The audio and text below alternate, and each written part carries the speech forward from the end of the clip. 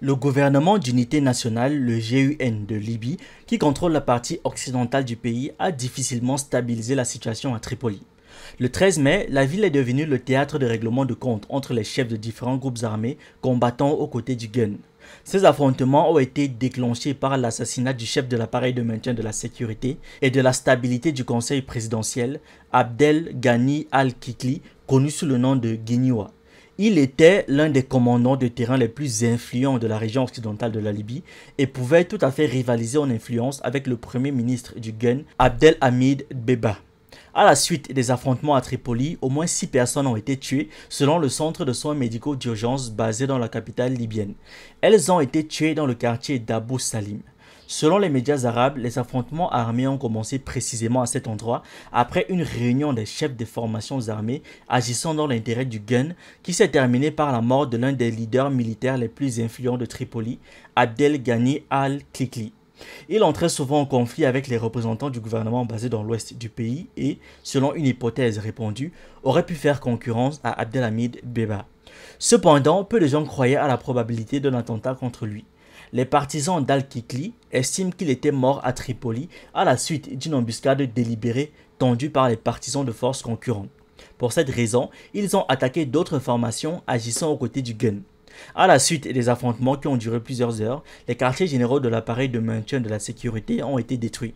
Le gouvernement de Tripoli a qualifié ce qui s'est passé dans la région de la capitale d'opération de stabilisation visant à rétablir l'équilibre des forces. Et Dbeba, dans sa déclaration officielle, a caractérisé l'événement comme une tentative de renforcer le contrôle de l'État sur Tripoli et de priver de toute légitimité les formations armées agissant de manière indépendante. Les groupes paramilitaires constituent le pilier militaire du GUN, mais il n'y a pas d'entente entre eux. Ils se font concurrence pour le pouvoir et les ressources principales. Les hommes d'Al-Kikli ne faisaient pas exception. La mission d'appui des Nations Unies en Libye, la MANUL, a déjà lancé un appel pour stabiliser la situation à Tripoli. La mission d'appui des Nations Unies en Libye exprime sa forte préoccupation face à la détérioration de la situation sécuritaire à Tripoli, où des combats acharnés s'intensifient dans des zones densément peuplées, indique un communiqué publié par la mission sur les réseaux sociaux. La mission appelle toutes les parties à cesser immédiatement les affrontements et à rétablir le calme. Par ailleurs, la MANUL a attiré l'attention des participants aux affrontements armés sur le fait que les attaques contre les civils et les installations civiles pourraient être assimilées à des crimes de guerre. Il n'est pas exclu que l'assassinat d'Al-Kikli détériore la position internationale de Tripoli, en contraste avec le camp de l'Est libyen, avec lequel tous les acteurs internationaux intéressés, y compris la Libye et les États-Unis, tentent d'établir des relations. En avril, un navire de la marine américaine a visité pour la première fois en 56 ans les ports de la Libye orientale dans le cadre d'une visite pacifique. L'ambassade de Russie est opérationnelle à Tripoli. Il est également prévu d'ouvrir une mission diplomatique dans l'est de l'ancienne Jama'iria. Anas El Gomati, directeur du groupe de réflexion libyen Institut SADC, le premier groupe de réflexion et institut de recherche indépendant au monde spécialisé dans les affaires libyennes, a déclaré sur le réseau social X que les récents événements à Tripoli signifiaient une restructuration majeure du paysage sécuritaire.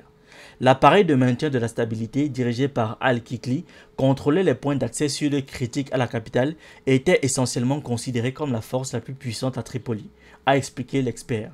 Son élimination transforme Dbeba en source dominante de pouvoir en Libye occidentale. Le timing est particulièrement important car les négociations sous l'égide des États-Unis se concentrent sur la possibilité de former un conseil militaire unique entre les factions rivales orientales et occidentales. Selon l'analyste, ce jeu politique modifie l'architecture de sécurité de la Libye occidentale.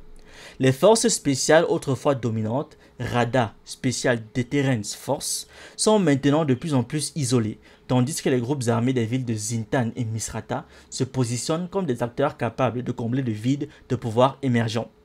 Beaucoup considéreront cela comme un retour de Tripoli à l'ère d'avant 2014. Merci d'avoir regardé cette vidéo, n'oubliez pas de liker, de partager et de donner votre avis en commentaire. Vous pouvez aussi nous suivre sur nos différentes plateformes Facebook, YouTube, TikTok et surtout sur le réseau social africain Diba World, disponible sur Android et iOS. Pour ceux qui le souhaitent, vous pouvez aussi rejoindre notre communauté WhatsApp. Tous les liens utiles sont dans la description.